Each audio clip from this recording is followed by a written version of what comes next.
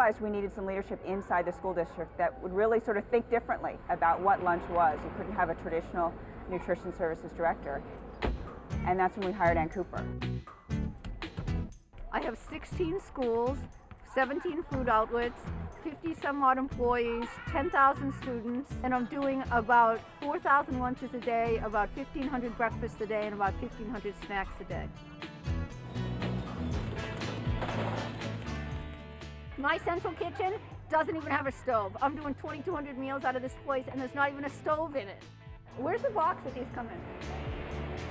Sodium carbonate, potassium sorbate, potassium benzoate. There are more things that I don't know what they are than I know what they are. You know, what is this? It's unbelievable. And this is the best product we had.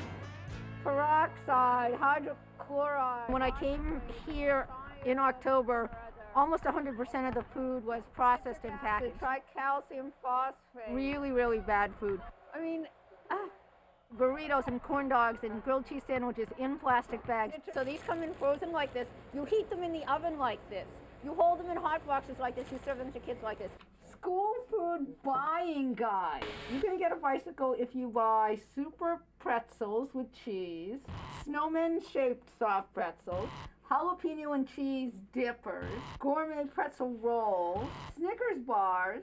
So you win things. You win things if you serve that shit. I will not order any of that. All this just goes right in here.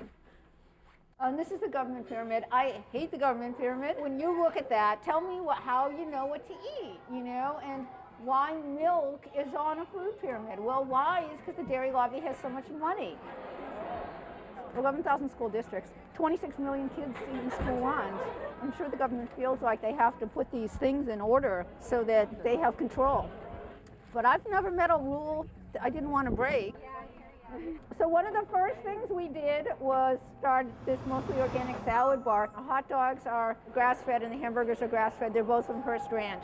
It's 100% organic whole wheat bread.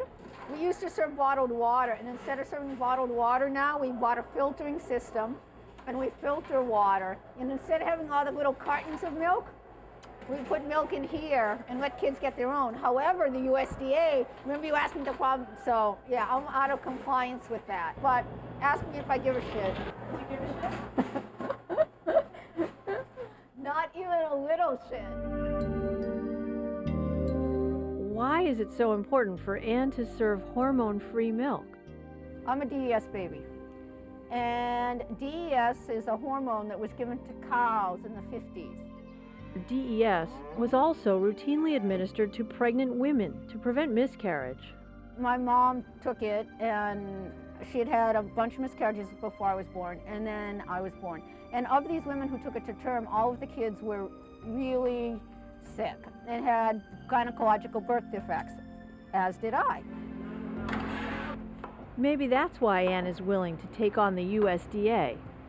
Those hormones go into us. We're seeing puberty and menopause lowering. We're seeing semen count in men lowering. We can't consume all these hormones and estrogen disruptors and think that there's not going to be an issue. When are we going to understand that the health of our children and the health of our planet has to go hand in hand with profitability? So this is going in dry, so they just pick it up and put it in so we don't end up with mush. Here's all the roadblocks. Everyone talks about safety and sanitation, and that if we don't use processed foods, then how can we assure that it's going to be safe? Training, we need to train. Well, okay, so we need to train, then just go train. I've got a sous chef working on recipes so that we have the recipes and recipe books to train with. And we have sanitation plans to train with. Some people in food service claim schools are required to use specific commodity items and that they have to choose their products from an approved list of vendors. Ann says that's just not true. You can buy from local sources, but it is more work. I can't just decide that I'm going to buy from 25 farmers tomorrow and tell them all to bring this. And, you know, it takes me a month to get a purchase order. She's recreating the system. The school district at this point does not have the capability to receive or distribute to 16 sites. she's going to be able to put in systems and provide the training to her staff so that another food service director can come in and sort of continue what she's already implemented. I need to work this as if I'm in any kind of an other business. First, I have to produce a consistent quality product. Then I have to make sure that the end user likes it.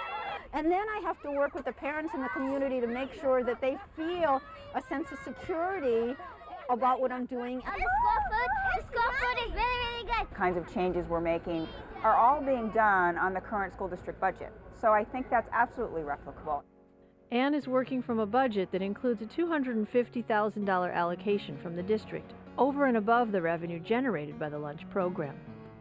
That amounts to a subsidy of less than $100 per pupil per year, less than the price of a pair of athletic shoes. Is this okay? So all these schools have these food courts. So this is a food court, but we make our food here. We know what's in the food. See, I want you to see. This just once you're beginning, look at where the longest line is. Salad bar. You can see that you can do a high school with a food court and have the food be relatively healthy.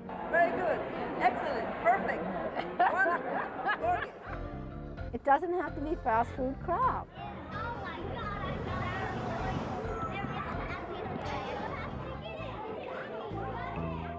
We now have almost exclusively fresh prepared food. Healthy. Yummy. So in 6 months, we've done all of that. You know, it's not so hard. You just got to do it, and you just got to care, and you just got to go in every day and make it happen. Could you pass me the chicken, please?